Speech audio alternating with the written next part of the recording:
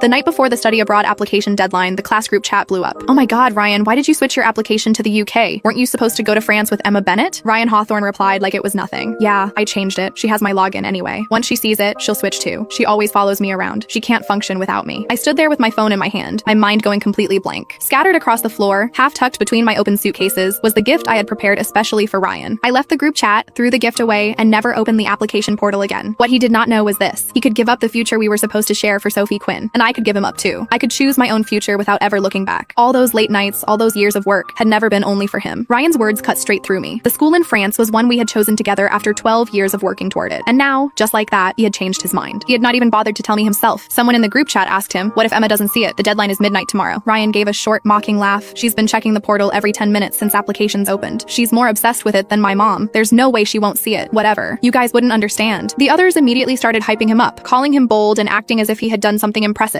Then someone else asked, "But what if Emma doesn't switch? Isn't the school in France better for her?" Ryan went quiet for a few seconds before answering, his voice suddenly colder. "Bullshit. Emma has separation anxiety. Last time we went one day without seeing each other, she dropped everything and came looking for me. This time, if she doesn't follow me, she won't see me for 3 years. To her, I matter more than any school. She'll choose me. She definitely will." The chat went silent after that. After a long moment, someone spoke up carefully. "Ryan, isn't that kind of unfair to Emma? We all know how hard she worked for this. You should at least tell her." Ryan clicked his tongue impatiently. It took him a while to answer. "Too much trouble. I don't want to deal with it. You all know how Emma gets. If she finds out I changed it because of Sophie, she'll cry until my head explodes. Better not to say anything. Saves me the headache." The group chat came alive again. Fair enough, Emma's great and all, but compared to Sophie, she's still missing something. Ryan really does have girls wrapped around his finger. Their jokes almost crushed me. I wanted so badly to call him, lose my temper, and demand an explanation, but my finger hovered over the screen, and I could not make myself tap his name. In the end, I simply crawled into bed in a daze. I stared at the ceiling as my thoughts slowly scattered. How could someone change so completely? Back when we decided to go to France, the two of us had studied French until we broke down crying in each other's arms, but neither of us had ever thought of quitting. Every time we felt like we could not keep going, we would pull up a picture of the Eiffel Tower and tease each other until we found the strength to continue. The day we received our offers, we laughed and cried at the same time, thinking all the suffering had finally been worth it. But now, when the future we had dreamed about was finally within reach, he had shaken me off and run towards someone else. Honestly, if he had wanted to change his plans, I would not have blamed him. But why couldn't he have told me? In his eyes, was I really that unimportant? If I was such a burden to him, then what was the promise he had made when he proposed to me so carefully that night? Had the hour been too late, the lights too dim, for him to know who was standing in front of him? I wrapped my arms tightly around myself, hid in the dark, and sobbed without holding back. The truth was, I could live without him. I did not have separation anxiety at all. Ever since we were children, whenever he and I chose different schools or different classes, he would become moody for no clear reason. He only calmed down after seeing me, so I had kept walking steadily along my own path while bringing him with me. Ryan was right about one thing. I had always included him in the future I imagined for myself. When it did not harm my own prospects, I was willing to pay the price for loving him. But that did not mean I would keep compromising for him without limits. I closed the application form I had accidentally opened, wiped away my tears, and never opened the portal again.